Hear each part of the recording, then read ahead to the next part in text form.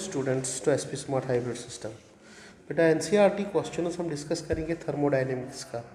ये लेक्चर 2 है बेटा। इसका पहला क्वेश्चन है कि चूज द करेक्ट आंसर है thermodynamic state function is a quantity used to determine heat change. बेटा नहीं, whose value is independent upon the path. That is the correct answer of the question बेटा।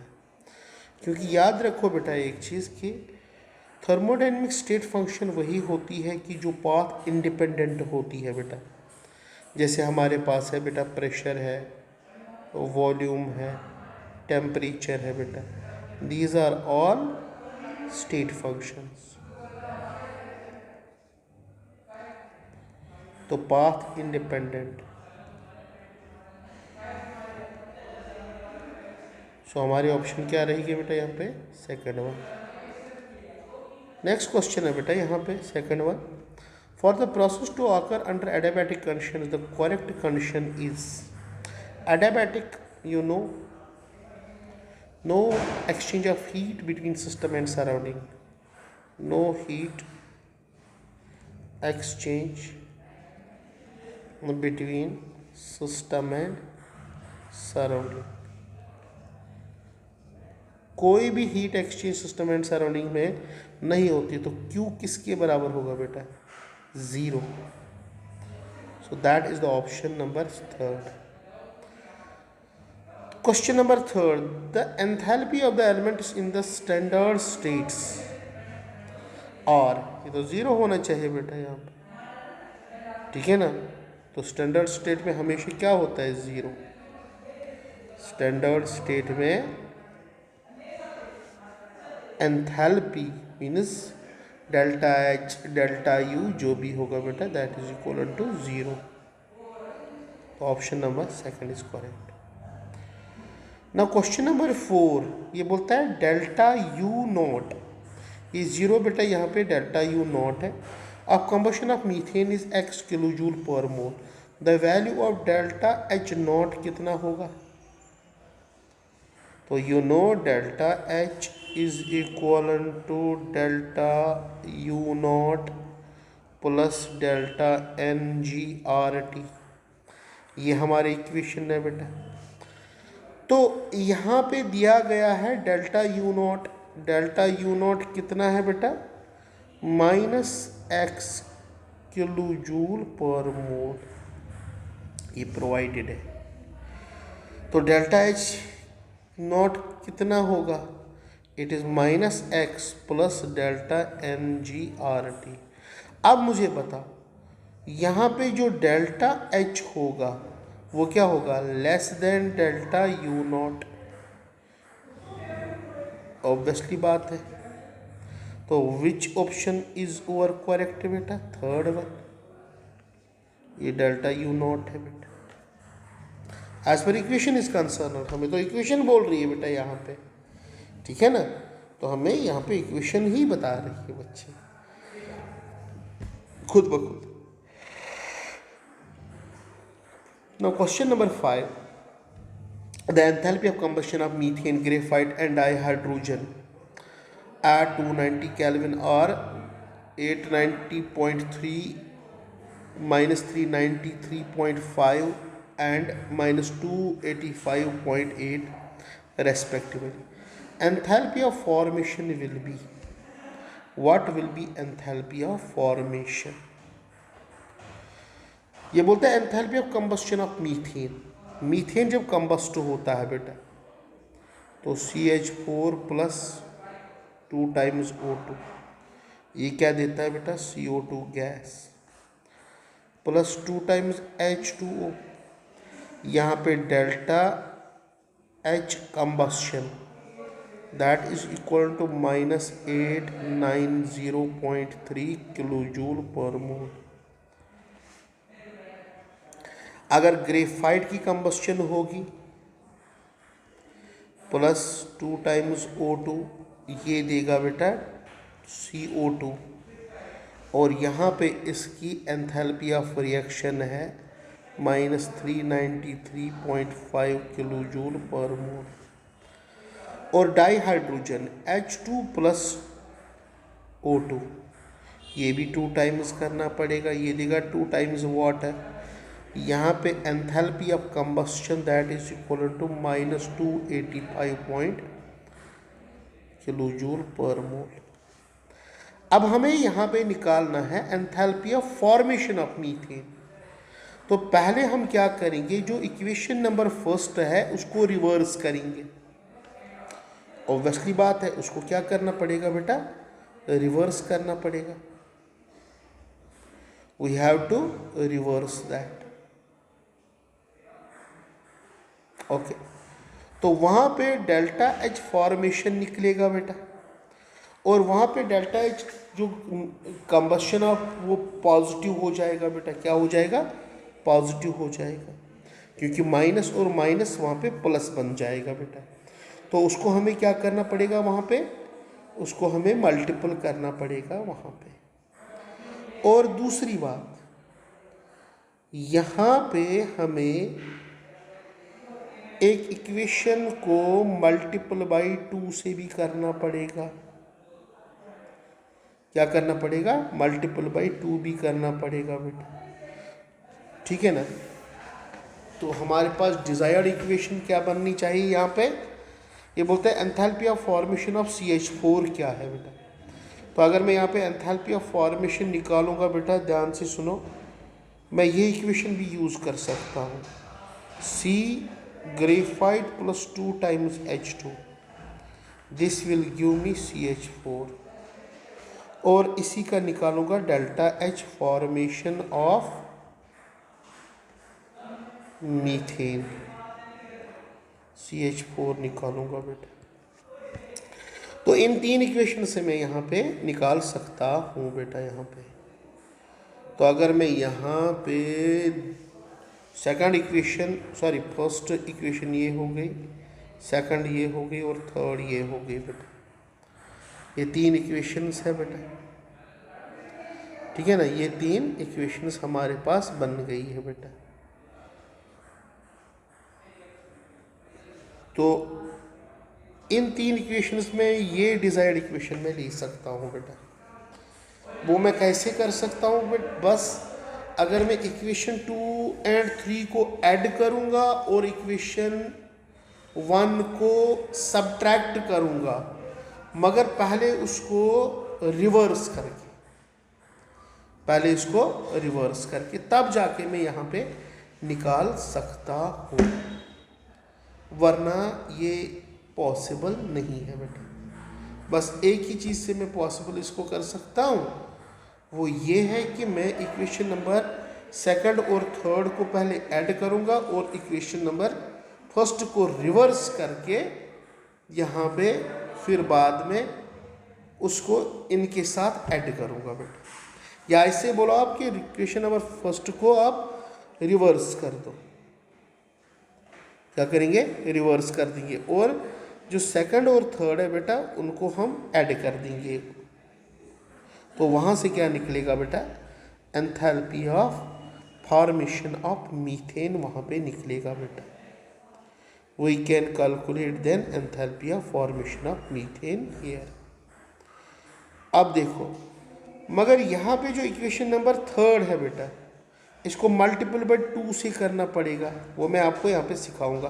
तो पहले एक चीज़ करेंगे, enthalpy of formation of methane, जैसे मैंने बोला वैसे ही करना है बेटा, ठीक है ना।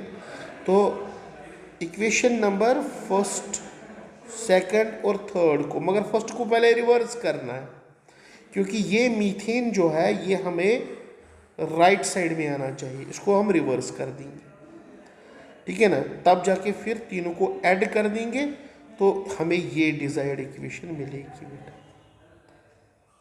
तो delta H formation of methane किसके बराबर होगा बेटा अब यहाँ पे, तो -393.5 प्लस 2 इंटू -285.8,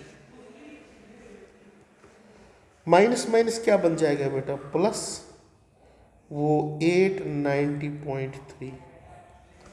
जब बेटा इनको कैलकुलेट करेंगे वही gate -74.8, kilojoule per mole, and that will be delta H formation of methane. ये होगा बेटा इसका answer. Very important question. Okay, now question number 6.6. Okay, a reaction A plus B that gives C plus D plus Q is found to have positive entropy change. The reaction will be. Reaction किस तरीके से हम निकालेंगे बेटा यहाँ पे? Possible at high temperature, possible only at low temperature, not possible at any temperature, possible at any temperature. बच्चे इसको हमें क्या करना पड़ता है? Delta G naught is equal to delta H minus T del S. Gibbs equation, जिसको हम बोलते हैं गिब्स फ्री एनर्जी इक्वेशन, से हम यहाँ पे इसको निकालेंगे बेटा. ठीक है ना. तो मोस्टली यहाँ पे ये क्या होना चाहिए कि डेल्टा एस क्या होना चाहिए? पॉजिटिव. और क्योंकि डेल्टा जी का वैल्यू याद है आपको एक चीज़ की, नेगेटिव होना चाहिए. जितना ज़्यादा नेगेटिव होगा उतना ज़्यादा स्पॉन्टेनिटी भी आएगी, जितना ज़्यादा पॉजिटिव होगा तो नॉन स्पॉन्टेनियस होगा. तो उसके लिए जो डेल्टा एस होगा, अगर टेम्परेचर कांस्टेंट रखेंगे तो डेल्टा एस का वैल्यू क्या होना चाहिए? पॉजिटिव होना चाहिए. मीन्स एंट्रोपी इंक्रीज होनी चाहिए. और दूसरी बात, जो डेल्टा एच होना चाहिए नेगेटिव होना चाहिए. क्यों नेगेटिव क्यों होना चाहिए? क्योंकि एनर्जी डिसिपेट होनी चाहिए, एनर्जी एब्जॉर्ब नहीं होनी चाहिए. अब आप खुद ही बोलो कि किस टेम्परेचर पे यहाँ पे हो सकता है बेटा? पॉसिबल एट एनी टेम्परेचर, क्योंकि Q is found to have positive entropy. एक तो एनर्जी निकल रही है और दूसरी बात क्या है यहाँ पे? पॉजिटिव एंट्रोपी है. तो ये किसी भी टेम्परेचर पे पॉसिबल है बेटा. ठीक. यहाँ पे क्वेश्चन नंबर 7. क्वेश्चन नंबर 7 बोलता है कि in a process 701 joules of heat is absorbed by system and 394 joules work is done by the system. What is the change in internal energy? तो फर्स्ट लॉ यूज़ करके इसको हम यहाँ पे आसानी के साथ निकाल सकते हैं. Change in internal energy that is delta U will be equal to, याद रखना बेटा, क्यू प्लस डब्ल्यू. तो delta U is equal to energy कितनी ले रहा है बेटा? 701. और काम कितना कर रहा है बेटा? 394. It is done by the system, तो नेगेटिव आएगा ना, दैट इज 394.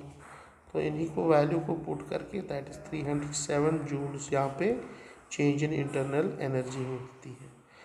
अगर work is done by the system and on the system, जब ऑन द सिस्टम होगा तो पॉजिटिव होगा, जब डन बाय द सिस्टम होता है तो उस टाइम नेगेटिव होता है. It is sine convention. ये साइन कन्वेंशन तो पता होनी चाहिए बेटा. जब तक ये साइन कन्वेंशन पता नहीं होगी तो मुश्किल में भी पड़ जाओगे बेटा.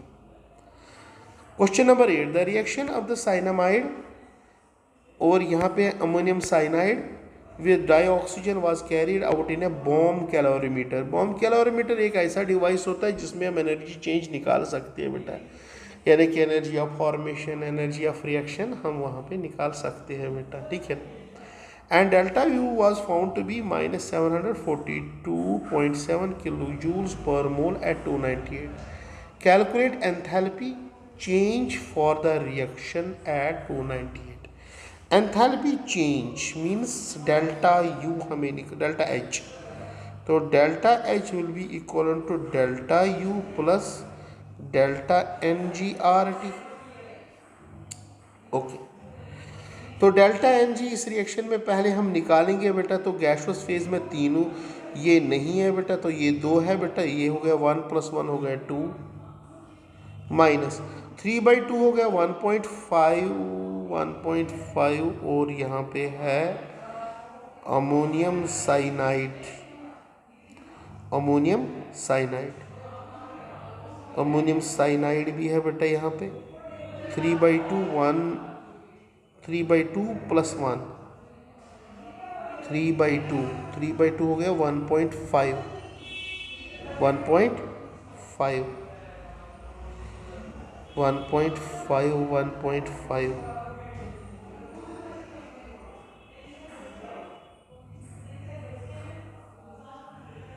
तो अमोनियम साइनाइड यहाँ पे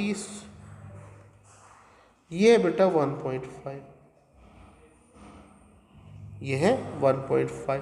तो डेल्टा एम जी कितना निकलेगा बेटा यहाँ पे, इट इज़ 0.5। कितना, 0.5 प्लस 0.5 मोल्स यहाँ पे निकला बेटा। और डेल्टा यू कितना है, डेल्टा यू दिया गया है बेटा -742.7। और डेल्टा एन जी भी है, आर कितना लेंगे 8.314, ओके, किलोजूल पर मोल। 8.314 into 10⁻³ kilo joule per mole. अगर जूल में लेंगे 10.3 कट जाएगा बेटा उस टाइम। और टेम्परेचर कितना लेंगे 298 केल्विन। तो आप पुट वैल्यू कर लो बेटा बस। Delta H will be equal to -742 point, it is -742.7 plus 0.5, R हो गया बेटा 298, आर हो गया 8.314, ओके। तो जब यहाँ पे डेल्टा एच कैलकुलेट करेंगे, delta H will come out to be -741.5 kilo joule per mole. ये आंसर आएगा बेटा, that will be answer of the question. Next 9th, calculate the number of kgs of heat necessary to raise the temperature of 60 grams of aluminium from 35 to 55. Molar heat capacity of aluminium is 24 joules per mole. Okay, तो delta T कहाँ से कहाँ हमें लेना है, 55 35 degree centigrade to 55 degree centigrade. Higher temperature to lower temperature कितना हुआ 35, ये है डेल्टा टी। अगर इसी को हम यहाँ पे कैल्विन्स में लेंगे तो ये हो गया 328 माइनस 308, ये भी 20 कैल्विन आएगा बेटा डेल्टा टी, ओके। और गिवन मास कितना है 60 ग्राम्स। तो नंबर ऑफ मोल्स कितने हुए, given mass upon molecular atomic mass. Atomic mass of aluminium 27 होता है बेटा, ये हुए नंबर ऑफ मोल्स। तो Q किसके बराबर होता है, NCV, मोलर हीट कैपेसिटी दी गई है बस, NCV डेल्टा टी। N हो गया बेटा 60/27 इंटू CV, CV कितना है बेटा 224 बस, इंटू डेल्टा टी 20 हो गया बेटा क्वेश्चन। तो Q कितना होगा बेटा 1.07 किलो जूल, ये आंसर आएगा बेटा। तो आपको सीधे ये इक्वेशन यूज करनी है, Q is equal to NCV delta T. Now question number 10, question number 10 में बोलता है calculate the enthalpy change of freezing of 1.0 mole of water at 10 degree centigrade to ice at -10 degree centigrade. Delta H fusion जो है वो है 6.03 kilo joule per mole at 0 degree. Heat capacity at constant pressure of water दिया गया है, और heat capacity of water जो solid form में है बेटा वो भी दिया गया है, लिक्विड का भी दिया गया है और सॉलिड का भी दिया गया है। तो हमें क्या निकालना है, enthalpy change on freezing of 1.0 mole of water, 1.0 mole of water निकालना है बेटा।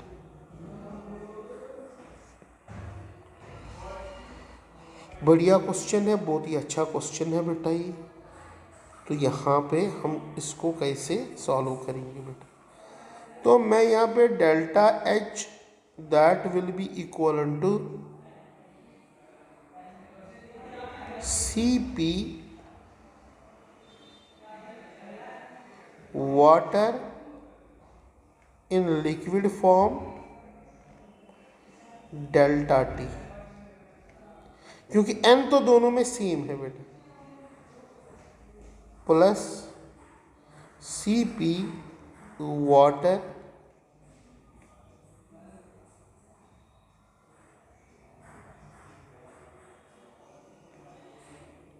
सॉलिड फॉर्म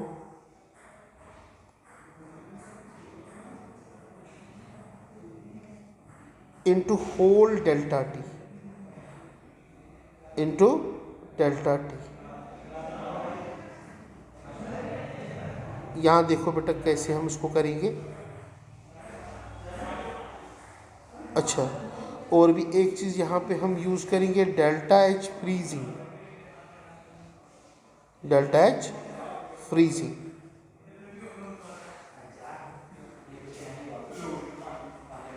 फ्रीजिंग और यहाँ पे इसको होल मल्टीपल किससे करेंगे बेटा? Delta T. ये इक्वेशन हम यूज़ करेंगे। So delta H will be equal to 75.3 into 0 से लेके 10 प्लस डेल्टा एच फ्रीजिंग यानी कि -6.03। ये किलो जूल में है, इसको जूल में लाओ, प्लस 36.8 जूल पर मोल में वो है बेटा, इंटू करेंगे बेटा उसको -10 से 0 केल्विन। ये होगा बेटा delta H. So this is -753